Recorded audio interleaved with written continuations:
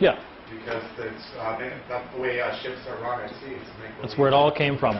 Okay, so we'll cover 2 more points real quick to kind of go over the same trinity, the triangle that we spoke about before, just as further proofs of what's going on. And that's getting into admiralty law and commerce, which Walter brought up there, where we got the same thing going on here, where we've got the guy who owns the goods that are being shipped on a vessel, on a boat. So you've got if you want to call that an investor, what would you want to call that? Why don't you label the triangle as either, like ship, well, let's just call it, corporation? Well, let's just call it a ship, right? So we got a merchant vessel. Who owns all the goods in the hold that are being transported, right? Just call it an investor, whatever you want to call it. Shipper, receiver, and holder? Yeah, well, so investor or owner, property owner. Share owner, property owner, the owner of the ship. There we go. Property, no, not the owner of the ship. The owner of the property in the ship. The goods being, beaver pelts back in the day, back in the voyageur days and whatnot, right? So you got the property owner owns all the materials in the ship that are being shipped. It's owned by another company altogether. That's irrelevant in this equation. Then you've got the captain of the ship. It's different here. Responsibility for the... Yes. So you got the property owner of the property being shipped. You got the captain of the ship, and then you got the ship, or the people that work on the ship. Let's see, the crew, the sailors, right? So the crew of the ship. The thing you got to remember about the ship is that it's its own person. It is its own person, exactly. And the cargo that's on the ship is basically being put into the care of that person. Yeah. So title to the ship is irrelevant.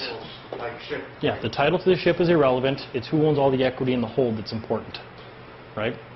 Because they're contracted to do it. And of course, the legal person is obligated to repay the people that own all the materials in the hold if it gets lost or stolen. That's where the insurance came from. But either way, you got the same relationship going on here. You got the property owner, you got the captain, you got the crew, right? The other triangle is, and we'll get into this another time. I'll just touch on it real quick tonight, so we remember to go into this. Is the government, right? The government is its own trust. Your legal person that was created is just your agent in dealing with the government. That's your agent in commerce.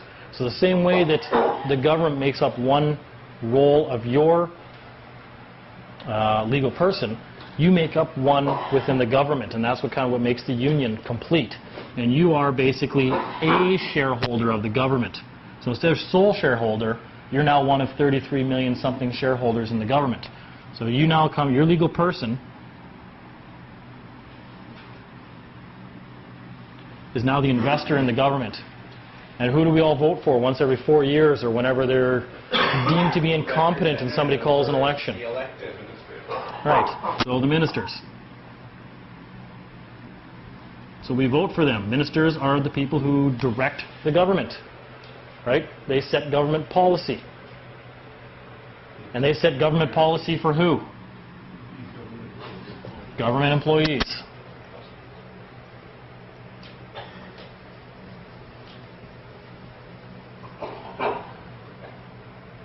Right? Not a very good S. So you're not the investor in the government. Your legal person is. And that's why the name on the voting registry is the all-capital letter name. It's the name of the legal person, your interface with the government. So it's a dual trust relationship, right? So you're not directly connected to the government. You're connected to the government through your legal person. That's why the best term I've heard for it yet is agent in commerce. I love that one. I think it's the most apt term there is for this kind of stuff.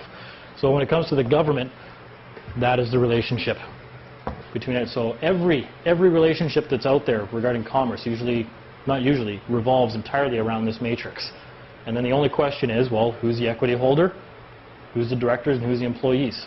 And you can usually deduce that from the information that's around you. And that's drawing your own presumptions that you can leave open to other people to rebut if they don't think you're correct in your dealings.